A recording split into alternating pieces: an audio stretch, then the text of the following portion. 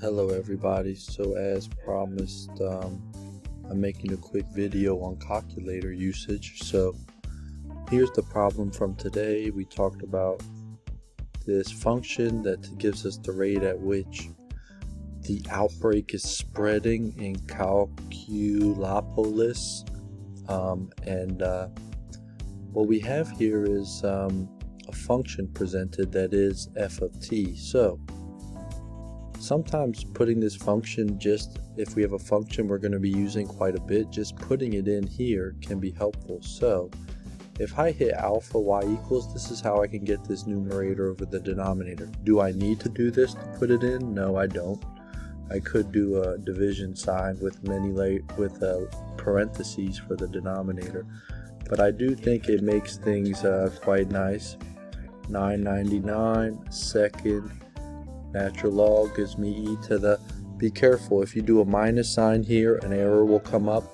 I have to do a negative 0.60, what was it, 30t, and I'll use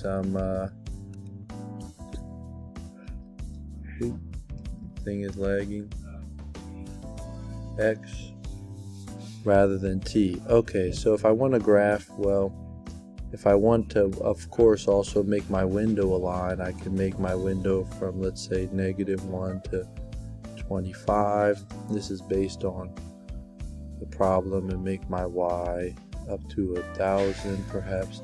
Now my graph looks similar to what I had on the sheet. What I may though want to do is now find the derivative, and if I hit math 8, which I'm used to doing, I put an x there in the denominator. Instead of rewriting this whole function, I can just hit alpha trace and put y1 there, and then have it differentiate for every value x. It's not the precise derivative, it's not actually finding the derivative function, it's just finding the slope at every specific point and giving us an output there. So I can look at the graph now. I can also go to the table. If your table is acting funny, you can always go second window, which takes me to the table set. You can say where the table starts, what it changes by. You can also say ask, and check this out. Now if I go to the table, I just type in, you have to actually put in a value. So if you wanted to make your table to look exactly like the one you were doing there, you may, but the thing is, now that I have the first derivative in y2, I could do this again now that we're seeing the utility of the second derivative. So I could do n deriv, and instead I'll do alpha y2 x. Now when I go to the graph, it'll also add this, and actually maybe what I'll do is change my window a little bit so I can see a bit more negative on the y-axis, because now I can perhaps see the inflection point. So the slope of this is going positive to negative, the slope of the first derivative, which means the second derivative is going positive to negative. So I can find the precise value of the inflection point by finding the zero of, if I want to get to the curve, I press up or down to jump to another curve. I can actually do my left bound, enter, right bound when my y is negative, enter, guess, enter, and it'll find the zero of that function for me at 11.454 if I round to 3 decimal places. So I hope that this was helpful, but you can see that that's right in the range most of us predicted in class where the inflection point would be. You maybe now are saying, Mr. Tanner, I don't need to graph the second derivative because I could have just found the turning point or the maximum of this one.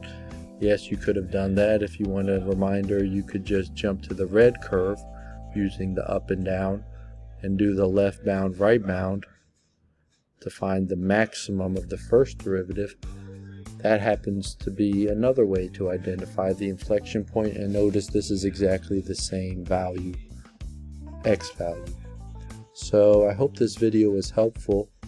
If you ever have issues with your calculator or it doesn't seem formatted, let me know and I can try to help sort it out. If you have an error, often it's because you used a minus sign rather than a negative. And we can sort of get the derivative function in the table or graph by just putting these x's in, and then the function we want to take the derivative of, and even do it a second time if you're curious about that. I do recommend you figuring out how to update the software in your calculator. If you are not sure how to do that, there's many instructions online. I think for the 84 you have to download a program onto your Chromebook or personal computer to do that, but it shouldn't take very long, and maybe that'll have your calculator working faster and more smoothly. Thank you for watching, and I hope you have a great rest of your day.